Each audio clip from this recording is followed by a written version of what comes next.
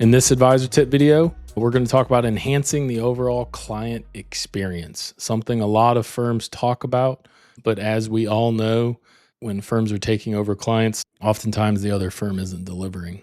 Right. And the client experience is increasingly nuanced and multidimensional. It's about a lot more than just returns to the portfolio. It's about getting to know the client and, most importantly, kind of understanding them, not just initially, but as people grow and evolve, which I think it's safe to say that happens pretty fast and in some instances pretty dramatically. So being able to have that relationship is certainly important. Yeah, and the client experience really matters. It's not so much the numbers as Justin mentioned, it's how you make them feel, right?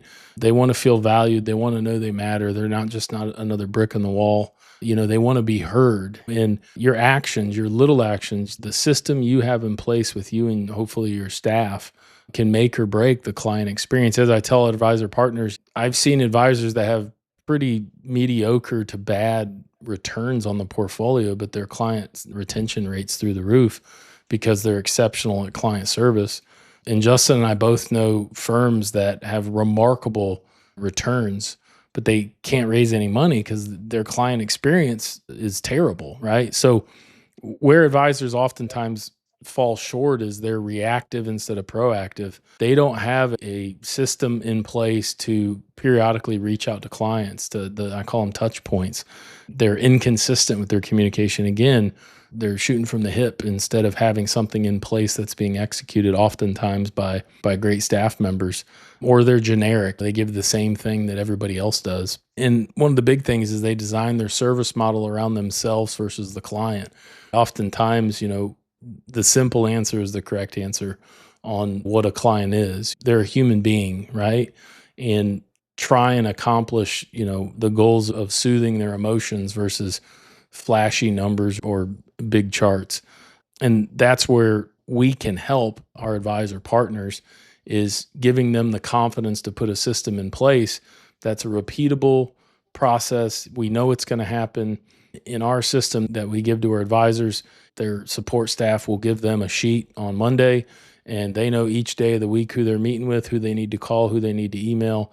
Their staff is sending out things on snail mail or via email. To us, that's like bare minimum what you need to do, right? That's bare minimum because ultimately we help people, right? We help people with their money, and your service model needs to reflect that. And people will say, well, I'm doing that. Okay, show me how you're measuring that, right? If you're not measuring it, it doesn't count. Show me exactly what your retention rate is. Show me exactly what your response time is, right?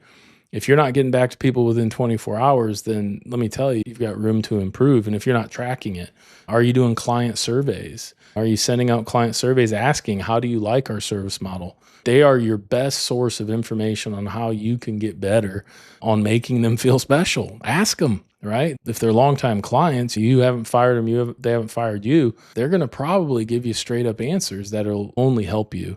And also, you do this, it takes the stress level out. You're not dropping balls, you're not forgetting things because it's all systematized, right? You're periodically reaching out to clients, and you and your staff are responding exceptionally timely when they have a fire, when they have some sort of a financial emergency. So to round it out, maybe I'm plain vanilla, but I don't view customer service as something flashy, right? That you need to have the fountain in the lobby.